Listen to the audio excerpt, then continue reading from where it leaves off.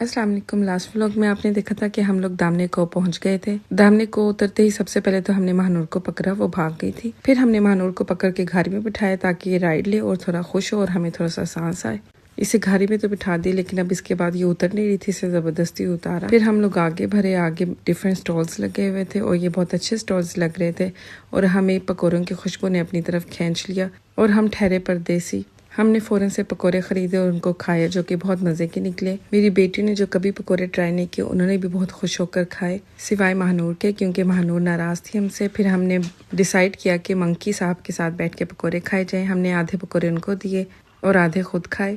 वो तो हमें चाय की भी ऑफ़र करा था, लेकिन हमने वहाँ से जाना बेहतर समझा और फिर महानूर को झूले दिए। अब महानूर को खुश करने के लिए झूले दिए तो महानूर उससे भी चिपक गई, अब उधर से भी नहीं उतर रही थी। उधर से उतर के उसे आगे मंकी साहब से मिलवाने के लिए ले गए।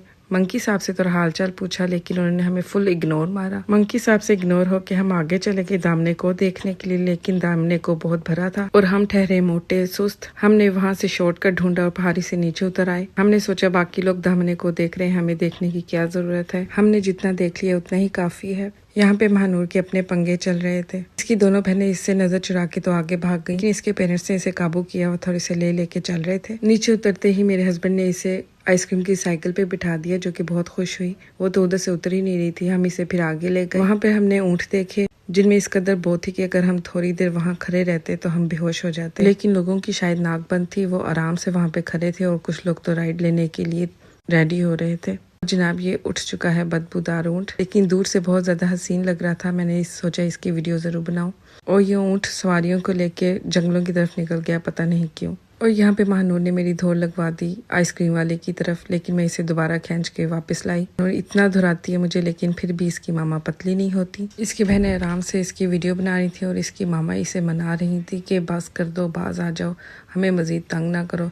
लेकिन महानूर बजिद थी कि उसने फिर आइसक्रीम वाले के पास जाना है, क्योंकि वो इधर बैठना चाहती थी। फाइनली महानूर का शौक पूरा कर दिया और पता नहीं इधर बैठ के अपने आप को क्या समझ रही थी, मलका एलिज़ाबेथ या एक बंदर। फिर हमें मजबूरन महानूर की खुशी की खातिर आइसक्रीम खानी पड़ी। इसी बहाने आइसक्रीम वाले की लॉटरी निकल आई और हम सब ने आइसक्रीम खाई। और सिर्फ आइसक्रीम खाने की खातिर महानूर तख्त से उतर के जमीन पर तशरीफ ले आई और फिर हमने अपनी आइसक्रीम का एंजॉय किया। और फिर महानूर भागी अपने फ्रेंड मंकीज की तरफ और मंकीज महानूर को बहुत तंग कर रहे थे और महानूर भी मंकीज को बहुत तंग कर रही थी। जब तक मैंने मंकी को अपनी आइसक्रीम नहीं दी, उसने मेरी बेटी महानूर की जान नहीं छोड़ी। मंकी से हेलो हाय करके हम लोग वापस निकल पड़े दामने को से अपनी अगली मंजिल की तरफ। इंशाल्लाह दोबारा पतले होकर आएंगे और पूरा दामने को देखेंगे। बाय।